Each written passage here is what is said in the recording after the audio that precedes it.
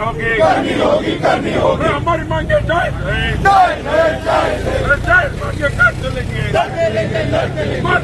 कौन लड़ेगा हम लड़ेंगे मोदी सरकार की कामगार नीतियों पे अल्लाह बोल झंडा लेके करे पुकार जिंदाबाद सरकार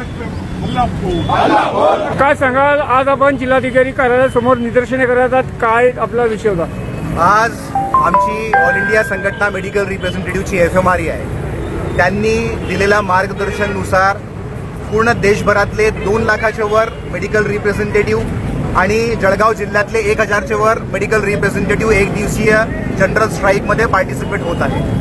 या संपाचं कारण असं म्हणजे की 18 मार्च 2025 रोजी दिल्लीला 10 केंद्रीय कामगार संघटनाच्या संयुक्त अधिवेशन झाला आणि त्या अधिवेशनमध्ये असं ठरवण्यात आलं की मोदी सरकारचे जे कामगार विरोधी धोरण आहे त्याच्या विरुद्ध एल्गार पुकारायला पाहिजे. त्यामुळे पहिले या हरतालची डेट 20 मे 2025च्या रोजी ठेवलेली होती. पण जेव्हा भारत पाकमध्ये टेन्शन झाला त्या टेन्शनला फक्त राष्ट्रहिताला पुढे ठेवून त्या संपाला संयुक्त कामगार संघटनांनी संयुक्त कामगार मोर्चाने 15 मे रोजी आढावा घेतला आणि त्या संपाला 20 मेच्या संपाला पुढे ढकलून आज 9 जुलैला डेट डिसाईड केली आणि त्याप्रमाणे आज आम्ही मोर्चा आणि धरणे आंदोलन करत आहोत. या आंदोलनाद्वारे आमची प्रामुख्याने जी मागणी आहे मोदी सरकारकडे, या मोदी सरकारने कामगारांना गुलामगिरीमध्ये ढकलण्याकरता आणि वेटीस झडण्याकरता उद्योगधारजीने 4 लेबर कोड्स बनवलेले आहेत. या 4 लेबर कोड आणून कामगारांवरती येणाऱ्या दिवसामध्ये लिटरली गुलामी आणि देशोधडीला लावायचं त्यांनी प्रकार उचललेला आहे. आमची या संपाद्वारे मागणी आहे की सरकारनी केंद्रीय सरकारनी या 4 लेबर कोडला रद्द करावा.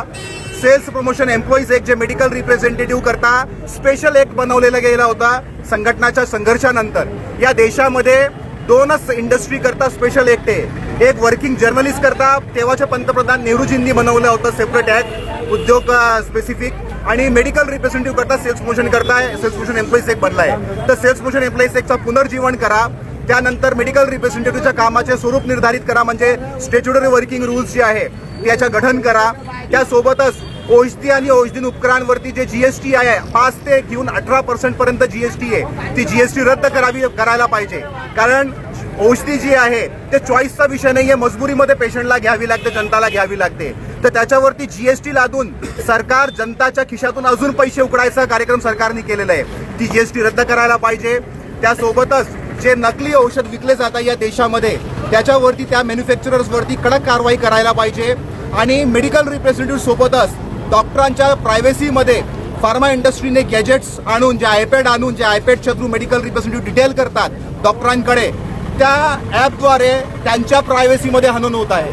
ते ॲप जे आहे ते मेडिकल रिप्रेझेंटेटिव्हचा सर्व्हिलन्स करतातच, पण त्यासोबतच डॉक्टरांचं जे आहे लेंगिट्यूड आणि लॉंगिट्यूड ते सुद्धा कंपनीला, कारण थर्ड पार्टी कंट्रोल असतो, ते कंपनीला जात असतो डेटा, तर ते प्रायव्हसीमध्ये हनन करायला नको.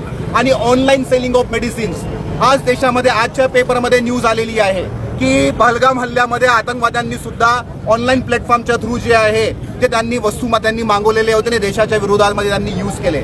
आज ऑनलाईन सेलिंग ऑफ मेडिसिन्समध्ये सुद्धा जे प्रतिबंधित औषधी आहे, नार्कोटिक मेडिसिन्स आहे, त्याचं काहीही दिशानिर्देश न ठरता ते सर्रास विकले जात आहे. तो ऑनलाईन सेलिंग ऑफ मेडिसिन्स जे आहे ते बंद करायला पाहिजे. त्यासोबतच किमान वेतन जे आहे ते किमान वेतन सर्वांना 30,000 मिळायला पाहिजे. सर्वांना जे आहे पेन्शन 9,000 मिळायला पाहिजे. यासारख्या मागण्यांकरता जे आहे, आणि फार्मा इंडस्ट्री करता जे सेल्स रिलेटेड प्रेशर करताय फार्मा इंडस्ट्री, लोकांना ट्रान्सफर आणि टर्मिनेशन करताय सेल्स नाही झाला म्हणून, या सर्व मागण्यांकरता आज आम्ही 1 दिवसाचं जनरल स्ट्राईकमध्ये सहभागी होत आहोत. या संपामध्ये मेडिकल रिप्रेझेंटेटिव्ह सोबत इतर कामगार संघटनामध्ये बँक एम्प्लॉईज असोसिएशन, विमा क्षेत्रातले युनियन, BSNL, त्यानंतर पोर्ट, कोळसा आणि खाणी उद्योगातले कामगार हे सर्व या 1 दिवसाच्या संपामध्ये सहभागी होत आहे. आम्ही या संपाद्वारे सरकारला कळवू इच्छितो की हे लेबर कोड जे आहे, हे जे बदल केलेले श्रम कानूनमध्ये, हे तुम्हाला मागे घ्यावा लागेल. तुम्हाला इलेक्शन जिंकले, तुम्हाला असं वाटत असेल की तुम्ही देशामध्ये काही बी जे आहे दादागिरी करणार आणि तानाशाही करणार, तर ते या देशातले कामगार जे आहे ते होऊ देणार नाही. आणि आम्ही लोकशाही मार्गाने, जे संवैधानिक मार्गाने हे संघर्ष जे आहे आम्ही करत राहू आणि मोदी सरकारला हे लेबर कोड रद्द करायला भाग पाडू. या संपाद्वारे आम्ही आव्हान करतो आणि सरकारला